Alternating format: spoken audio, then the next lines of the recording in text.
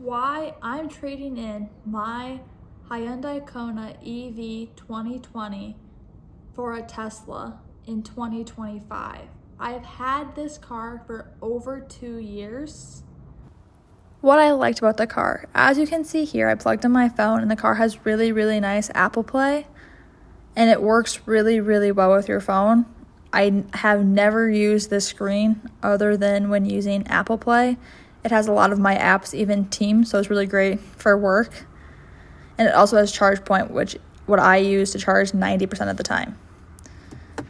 Here you can see me turning on the car, and it has like on the right side, like ready to drive. And so you know the car's ready to go. It also has your range up in the right side corner. I have had some problems with that estimate being correct. Here are all the buttons to turn off your blind spot detection and also your lane assist. Right now I am turning on and off the lane assist and it tells you if it's equipped or not. The lane assist is super nice. It's not super functional, will not brake for cars in front of you, but it is really useful. And this is the blind spot detection.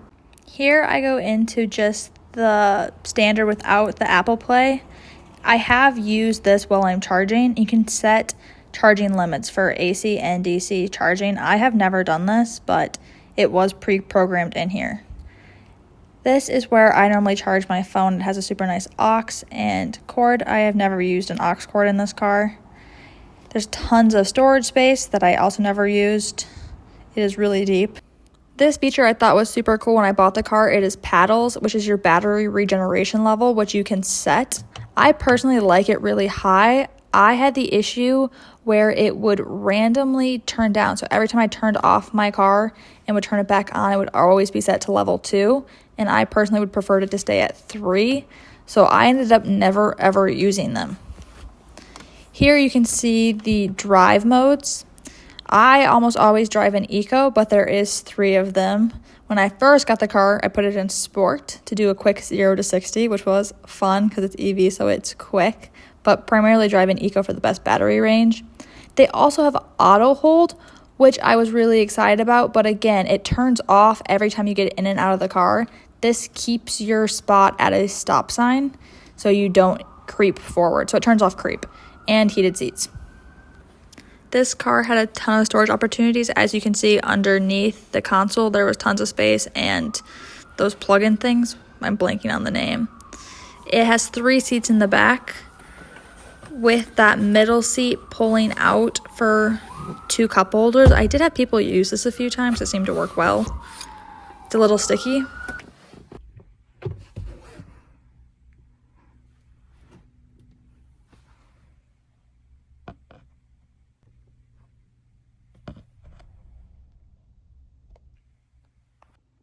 One thing that is really nice with this car, if I have my keys, it's silent so you don't hear anything. It's on right now. If I get out, it also gives you a notification that it's on that I'll show a clip of. Get out, close the door.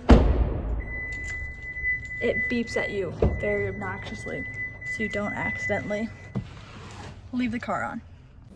This is me in the back seat. I am only 5'5", so there's not much leg room. I never had anyone really tall sit back here, but they could probably sprawl if needed. And there is liners behind the seats. I found the trunk to be very spacious. I can input a picture of when I moved. I fit a lot in here. And the light is also super nice. One thing I did have issues with is this handle right here kept falling out whenever I'd open it, like the little plastic cover would just pop out. The car has about a 250-mile range in good weather conditions. The tire covers I just showed do promote efficiency and they will increase your range by a mile or 2, but it might be a bigger difference on highway driving. The charging port locks with the car, so you have to unlock it in order to open it, as you can see here. As you can see, there's a J1772 port, the top one, and then the CCS on the bottom. Now to talk some specs. The car, I think, officially has a 258-mile range. That varies a lot. I live in Minnesota, and it gets freezing cold here, and that goes down a lot. One thing that I found has a really, really huge impact on the battery is if you use AC or heat. I mean, takes off, like if you're at a full charge and I'm driving like 100 miles, I will probably lose 30, 40 miles. I don't even know if the mile thing is even worth relying on. It's not very accurate. The next thing I came across and why I am trading this car is because DC fast charging. Yes, it does DC fast charging. You can charge up to 100 kilowatts an hour, but it is really hard to find CCS chargers. I don't think they're labeled very well, and I don't think websites keep up to date whether they are open or not. I use EVgo to find some. ChargePoint I do too, but there is no CCS chargers on ChargePoint anywhere near me. I found a couple on EVgo, but then you have the issue you're downloading apps trying to figure out to get the charger to work, and I found they were also tended to be pretty expensive. Why I'm switching to specifically Tesla, I know that there is a lot of issues that people are seeing in Tesla, but I truly believe that it is one of the best EVs out there. They're like Lucid is also, and Rivian are also some other good options for like if it's your only car and you're gonna do long distance travel with it. The only issue with those two is they are pretty expensive. They are not in the average person's price range, where right now there is still the $4,000 tax credit if you meet the requirements and the car is under $25,000. You can easily find a Model 3, even a Model Y Tesla for under $25,000 that meets the requirements. So I found a 2021 white Model 3 with 70,000-ish miles on it for $20,000 with the EV credit, so $16,000. That is a way better deal than any other EV on the market that is able to have access and do Tesla's supercharging. Even if like a lot of cars do DC fast charging, they have long mileage, it is not the same as not having access to the supercharging network that Tesla has built, because it is by far the best, and the cars can charge at like 250 kilowatts an hour. And people might say like, oh, that's not as good for your battery life, it's gonna like make your battery worse. But if you're on a trip, your car is not gonna sit on full. You're gonna like, and you probably won't charge to 100%. The last 10%, no matter what car it is, always charges slower anyway.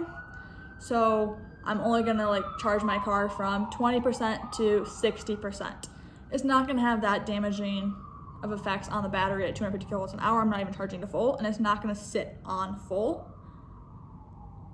I also think that for that price, you can pay extra for Tesla to get the full self-driving FSD. It's I think $6,000 is a one-time purchase and you can transfer it to other vehicles, or it is $99 a month I think for a subscription. I don't think I'm gonna do that. It does come with autopilot already, and that is just lane assist, but it will brake for cars in front of you. The Kona lane assist, iffy. It's like kind of finicky with it, which I still like it, it's nice, but it will not brake for the cars in front of you. So if you're using cruising, you have it set at 60 and the guy in front of you is going 59, that car, like the Kona will smash into him, the Tesla would slow down. That is what I want. So that is why I'm switching. Before I go, I do want to add a quick shout out to GS Motors in Hopkins, Minnesota. If you are looking at buying an EV, whether it be anything, like talk to Pavel at GS Motors. If he like, you go to his website, I'll link it below. If he does not have what you're looking for, call him, let him know, and he will probably find it for you if you can't find it anywhere else. When I buy this Tesla, this will be the third car that I've gotten from him. Or when I was 16, me and my family went to him to get me the Fiat 500e, which you can see featured in my prior video. And then when I graduated college, I went to him again because I needed an EV. Then I got the Hyundai Kona, and now that Teslas have come down in price, and I was very particular, I wanted a white one, and I wanted a 2021 because I wanted the black matte handles. I like called him, he's like, I don't have that, and then I was like, he's like, oh, but keep looking. And then I kept looking and didn't find anything, and he called me a few days later saying like, hey, I found something. and he's just the best. He is very knowledgeable on all of the cars he has. Ask him any question, he will be happy to answer.